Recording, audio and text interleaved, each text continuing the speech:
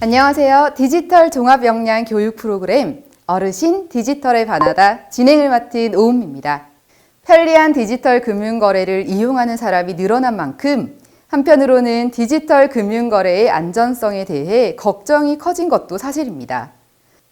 각종 매체를 통해 접한 금융사기의 사례들은 이 걱정을 더욱 깊어지게 합니다. 그래서 이 시간을 통해 금융사기를 예방하기 위해 어떤 노력을 해야 할지 알아보겠습니다. 금융사기란 다른 사람을 속여 돈을 갈취하는 범죄 행위를 말합니다. 이 금융사기의 유형은 크게 4가지입니다. 보이스피싱, 스미싱, 파밍, 메신저 피싱입니다. 그럼 보이스피싱부터 하나하나 살펴보겠습니다. 보이스피싱은 전화로 피해자를 속이는 금융사기로 여러분이 많이 들어보셨을 겁니다. 보이스피싱의 유형을 살펴보자면 우선 검찰 수사관과 금융감독원 직원을 사칭하는 수법입니다. 보안카드 번호를 알려달라든지 계좌 잔액을 묻거나 계좌번호를 입력하라는 등의 요구가 있다면 일단 보이스피싱을 의심하시고 전화를 끊으십시오. 그 어떤 수사기관이나 금융기관도 개인의 금융정보나 송금을 요구하지 않습니다. 다음은 ARS를 통한 전화요금 연체 안내를 사칭하는 수법입니다. 귀하의 전화요금이 연체되었다는 이유로 주민등록번호 및 계좌번호 등의 개인정보를 입력하도록 하는 유형입니다. 대출 진행을 위해 돈이나 개인정보를 요구하는 경우도 있습니다. 보통 저금리 대출 대상자가 되었다는 이야기를 시작으로 통장 사본, 체크카드 번호 등을 요구하거나 가짜 금융 사이트를 알려주며 접속하도록 요구합니다. 대출 관련 특혜를 준다고 접근하는 경우는 일단 의심하시는 게 좋습니다. 마지막 유형은 가족이 납치 혹은 사고를 당했다 속이며 돈을 요구하는 경우로 이와 같은 전화를 받을 경우 일단 전화를 끊으시고 해당 가족에게 전화를 먼저 해보셔야 합니다. 방금 말씀드린 4가지 보이스피싱 유형을 잘 기억해 두셨다가 혹시 이들 유형과 비슷한 전화를 받으실 경우 일단 끊으시는 게 좋습니다. 그리고 보이스피싱을 예방하기 위해 우리가 할 행동들을 알아보고 그에 맞게 대응하시기 바랍니다.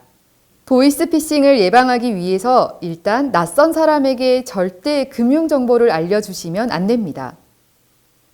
그리고 통화를 하면서 현금 지급기로 유인한다면 100% 보이스피싱이라고 생각하시면 됩니다.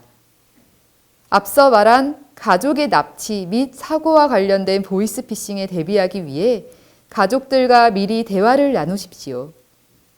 그리고 대출 관련 특혜를 제공한다고 하면 사기를 의심하시고 어떤 요구에도 응하시면 안 됩니다.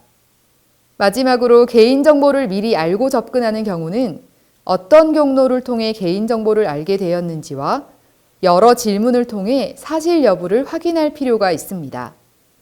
다음 알아볼 금융사기의 유형은 스미싱입니다. 스미싱은 악성 코드가 포함된 문자 메시지를 전달해 피해자의 핸드폰을 감염시켜 돈, 개인정보를 탈취하는 수법입니다. 스미싱 피해 과정은 먼저 휴대폰으로 전송된 문자 메시지 내용 속에 있는 링크를 피해자가 클릭하면 피해자의 스마트폰에 악성 코드가 설치됩니다. 이를 이용해 범인에게 피해자의 소액결제 인증번호가 전송되고 범인은 소액결제로 게임에 이용되는 돈 등의 사이버 머니를 구입합니다. 그리고 피해자에게 소액결제 대금이 청구되는 과정입니다. 이런 스미싱을 예방하기 위해서는 일단 확인 불가한 모르는 사람의 문자 메시지는 바로 지우시기 바랍니다. 그리고 소액결제 금액 한도 조정 및 차단 서비스를 통신사 고객센터를 통해 신청하세요. 문자에 포함되어 있는 URL, 즉 홈페이지 주소 등으로 보이는 것은 클릭하지 마세요. 스마트폰 설정에 있는 출처를 알 수 없는 앱 설치 차단을 통해 바이러스를 심을 가능성이 있는 앱 설치를 사전에 방지하세요. 다음 금융사기 유형은 파밍입니다. 파밍은 악성 코드에 감염된 사용자의 컴퓨터를 조작해 금융정보를 빼내는 것입니다. 파밍은 우선 범인이 피해자에게 악성 코드가 포함된 이메일을 전송하고 그 이메일을 피해자가 열람하는 순간 악성 코드가 피해자의 컴퓨터에 심어져 감염이 되도록 하는 것입니다. 그리고 피해자가 금융거래를 위해 금융사이트에 접속하려 할 때 악성 코드가 가짜 홈페이지로 접속하도록 유도합니다. 그리고 가짜 홈페이지에서 은행 업무를 보기 위해 필요해 보이는 특정 프로그램을 설치하도록 유도해 개인정보를 빼가도록 합니다. 이 개인정보를 이용해 범인은 피해자의 돈을 갈취하는 수법입니다. 파밍을 예방하기 위해서는 불분명한 경로로 전송된 이메일을 열지 않아야 합니다. 특히 이메일 속 링크는 절대 누르지 않도록 합니다. 그리고 보안카드 전체 사진을 전송하라는 요구에 절대 응하면 안 됩니다. 어떤 금융기관에서도 보안카드를 사진 찍어 보내달라고 요구하지 않습니다. 그래서 요즘은 보안카드보다 더 안전한 OTP 사용을 권장하고 있습니다. 마지막으로 컴퓨터 안에 보안카드 사진이나 통장 비밀번호, 공인인증서 비밀번호 등을 저장해 두지 않습니다. 메신저 피싱은 주로 많이 사용하는 메신저를 통해 가족이나 친구들을 사칭해 돈을 송금하도록 하는 금융사기의 하나입니다. 주로 소액을 요구하는 경우가 많아 피해자들이 의심 없이 돈을 송금하기도 합니다. 요즘은 많이 사용하는 메신저의 하나인 카카오톡으로 가족이나 친한 지인을 사칭해 돈을 빌려달라는 식의 요청으로 돈을 갈취하는 사례가 많이 있습니다.